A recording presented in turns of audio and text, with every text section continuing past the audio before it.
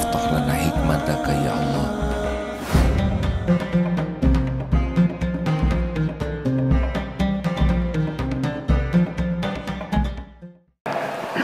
Beberapa hari ini ada yang mengirimkan video tentang binatang yang begitu menyayangi yang pernah merawatnya, pernah menolongnya. Bahkan ada yang seperti serigala tuh, apa tuh yang lubuk ya, yang pokoknya ini mah dari penampilannya juga bagian begitulah, walaupun dia tidak pesen jadi lubuk ya. Binatang kan tidak pesen jadi binatang, sebagaimana kita pun tidak pesen jadi kita. Jadi kalau lihat anjing tuh jangan, anjing nggak boleh, dia nggak pesen jadi anjing. Dan anjing juga bertasbih kepada Allah, kecuali memang yang diisyaratkan sebagai jin yang ada kan itu ya. Tetapi mereka tidak pesen jadi anjing, sebagaimana kita tidak pesan jadi orang. Lalu lihat ada yang dipeluk oleh angsa itu, dalam ada yang dipeluk singa, ada yang dipeluk beruang. Ini video terjadi dengan izin Allah, dan sampai ke HP saya pun dengan izin Allah. Pasti ada rahasianya. Kenapa binatang saja bisa memeluk gitu ya? Ada kuda juga. Ada yang rebutan tuh, singa dua ingin memeluk. Waduh, ada domba coba, embe ingin dipeluk, sampai anak-anak embe tuh giliran pengen dipeluk. Ya Allah, ini apa gerangan? Ada yang gajah dipanggil gitu. Gajah tuh pada lari segede gitu tuh, gajah 4 rebutan. Ingin mendekati orang ini satu. Apa ini? Kekuatan apa? Apa karena kegantengan, kecantikan? Apa karena gelar? Ini S3 nih, makanya disayang oleh singa. Atau karena kekayaan? Ini banyak duitnya nih, makanya beruang senang sama yang banyak uang ya. Beruang senang ke orang yang beruang. Ternyata semua riwayatnya sama. Orang ini pernah mengurus hewan tersebut dengan kasih sayang dan tulus. Kenapa? Karena ada juga lihat video tentang gajah yang menginjak-injak, membanting yang mengurusnya. Karena mengurusnya ini selalu bawa, coba kalau lihat gajah mau sirkus, pasti ada yang megang tongkat yang ujungnya tajam dan ada kaitnya. Itu tuh untuk ngait, dan gajah tuh kesakitan, makanya dia jadi berdiri tuh itu sesudah proses menyakitkan, seperti doger monyet yang di pinggir, monyet berdiri, monyet itu kan bukan fitrahnya. Nah, untuk bisa seperti itu tuh dengan disakiti.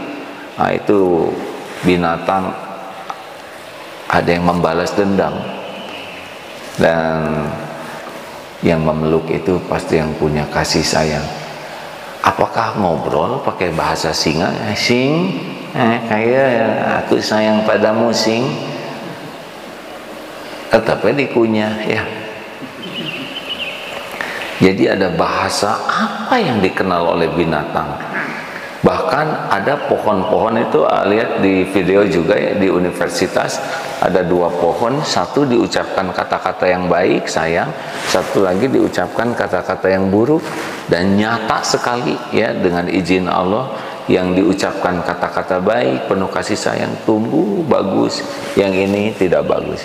Atau boleh coba sendiri sajalah, nasi ya, satu pakai kata-kata yang baik, satu kata-kata yang buruk. Coba saja, hasil penelitian itu berubah. Kalau pohon, binatang saja kalau pakai hati sudah berubah, gimana sesama manusia ya? Yang dikhawatirkan itu namanya kulang katih tayang, begitu mengerti ya. Dalam dakwah tuh Rasul tuh sayang sekali, sehingga ribuan tahun sudah lewat, 1400 tahun, ribuan kilometer tembus ke hati kita ya. kita mau melakukan sekarang ini kan karena mengikuti perintah Rasul.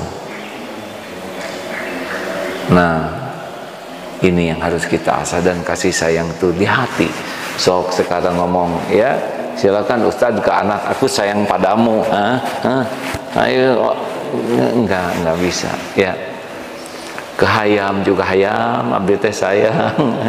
Mana kamu pengen jadi ayam bakar, ayam goreng? Rekan-rekan sekalian, jadi betapa hati itu selain kita bahagia juga membahagiakan yang lain. Dan yang paling penting, kalau hati kita baik, Allah sangat suka. Nanti Allah akan membimbing kok. Wah, tapi itu hatinya baik tapi kok ibadahnya nggak benar. Nanti Allah akan membimbing. Atau nggak mungkin Allah tahu hati orang ini baik kemudian tidak dibimbing oleh Allah. Benar? Allah kan tahu persis dengan detail hati, lirikan mata, ucapan. Tapi kok itu sholatnya kayak gitu masih tidak sesuai, nanti Allah perbaiki. Kalau memang ada yang tidak sesuai, tidak mungkin Allah menyia-nyiakan hambanya, mustahil ya. Allah tuh sayang sekali ke hamba-hambanya. Itu di kampung itu Allah tahu, Allah simpan hambanya ini di kampung, takdirnya di mana, ilmu agama yang sampainya sedikit, tapi mengamalkannya tuh tulus sekali, karena memang hanya baru itu yang diketahuinya. Pasti beda penilaiannya di sisi Allah dibanding dengan yang banyak ilmu, tetapi tidak ada sayangnya, tidak ada khusyuknya. Masya Allah. Oh, terakhir nih ya, ada tayangan di banyak waktu sekarang melihat YouTube, sehingga salah satu yang sukai di YouTube adalah bagaimana convert orang masuk Islam. Wah, itu salah satu acara yang favorit karena ingin tahu bagaimana nih Allah memberi hidayah kepada hambanya ini. Kan dia lahirnya di negara yang tidak ada Islam, kemudian sekampungnya tidak ada Islam, berita yang didengar adalah yang kurang pas tentang Islam, sehingga dia pikirannya. Tapi rata-rata yang akhirnya masuk Islam itu adalah memang mencari Allah. Sampai ya, ini yang mana yang benar, setiap agama ngomong benar. Allah menyaksikan hambanya ini sangat bertanya, lalu diatur saja. Ada yang tiba-tiba ngasih Quran, dan rata-rata itu ya mereka yang masuk Islam itu baca Quran, terjemahnya, dan asik itu. Sampai ini yang lihat kemarin itu, sampai saking asiknya membaca Quran sampai ketiduran. Dia terbangun, ini belum Islam ya, dia terbangun ketika ibunya menjerit. Mungkin begitulah. Wah, anak pemuda ini bangun ya, ada apa ini Bu? Disangkanya kebakaran atau apa. Ibunya lari. No, kata tidak. Rupanya ibu melihat Quran sampai anaknya tertidur. Lalu tidak, karena dalam bayangan ibunya, wah ini anak bakal jadi teroris, seperti bagaimana bakal pergi ke Suriah, lalu orang tuanya bakal, wah seperti informasi yang salah lah tentang Islam. Anaknya ini memeluk aja terus. Belum itu pada masuk Islamnya ya, tetapi merasakan ketenangan, kebahagiaan, sampai akhirnya anaknya syahadat, dan ibunya kalau makan itu memasakkan khusus ya, yang halal, bahkan memberikan gamis. Begitulah semuanya Allah yang membulak-balik hati. Dan Allah tahu persis ini hamba-hamba yang di tempat tidak ada akses agama, dan Allah lah yang beri hidayah. Hadirin, sebetulnya ya menyenangkan sekali ya kalau kita belajar Islam disertai dengan senang sekali kepada Allah Subhanahu wa Ta'ala yang mengetahui segala yang tersembunyi, yang halus gitu, sehingga bedalah kita melihat itu ya. kita lihat makhluk-makhluk Allah yang mata keciptaan, hati kepencipta. Jadi kalau kita memberi juga senang sekali kita dijadikan jalan rezeki, kita belanja, karena yang dibelanjai juga makhluk Allah. Itu akan ada suasana hati yang berbeda daripada hanya interaksi jual beli barang. Ini transaksi, saya terima barangnya, saudara terima uangnya, itu bagus.